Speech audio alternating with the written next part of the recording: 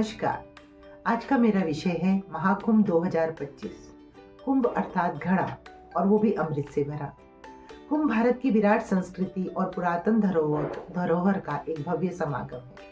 यह भव्य समागम एक महोत्सव है, एक प्रतिशब्द है भारत की अखंडता का, उसके गौरव में इतिहास का और उसकी आध्यात्मिक विरासत का। महाकुंभ एक नाद है जिसमें भारत में उपजे और पल्लवित हुए सभी आध्यात्मिक मार्गों का स्पंदन हृदय की गहराइयों को स्पर्श करता है। इसलिए तो कुंभ भक्तों के लिए एक अविस्मरणीय अनुभव होता है।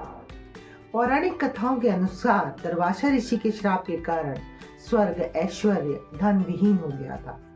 तब देवता भगवान विष्णु के पास अपनी समस्या को लेकर गए और विष्णु जी ने इसका समाधान बताया, समुद्र मंथन।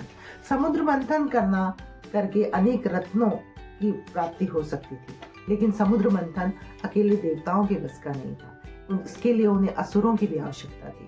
तो असुरों को अमृत का लालच देकर उन्हें भी मिलाया गया इस कार्य के लिए। दोनों ने शुरू किया समुद्र मंथन। वासुकी नाग को रस्सी बनाकर उससे मंथन हुआ। वासुकी नाग के पूंछ की तरफ देवताओं ने पकड़ा और मुंह की तरफ असुरों ने पकड़ा, जिससे कि जब वो मंथन होता था तो वो उसके मुंह से जो हुंकार निकलती थी उससे असुर शिथिल पड़ जाते थे।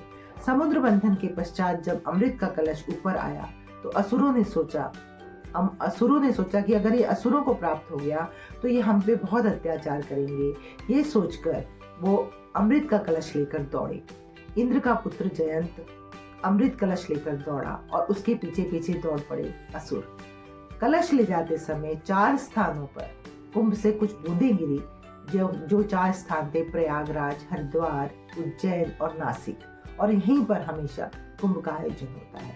कुंभ योग के समय गंगा का पानी नक्षत्रों की चुंबकीय किरणों के कारण सकारात्मक ऊर्जा से भरा होता है, इसलिए स्नान द्वारा मोक्ष की प्राप्ति हो, ऐसा माना जाता है।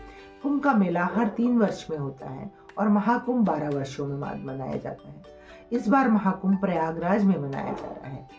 इस बार 2025 का महाकुंभ 144 वर्षों के पश्चात दुर्बल खगोलीय संयोगों के बाद पड़ा है, इसलिए इसका महत्व और भी ज्यादा हो जाता है।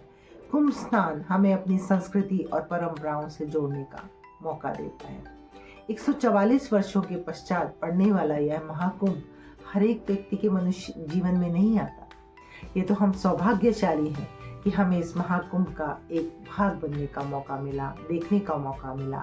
और साथ ही साथ पिछले वर्ष जो राम मंदिर का अनावरण हुआ, राम मंदिर बना, वो भी देखने का मौका मिला, जो 500 वर्षों के पश्चात हुआ था। तो हम अपने को बहुत सौभाग्यशाली मानते हैं। धन्यवाद।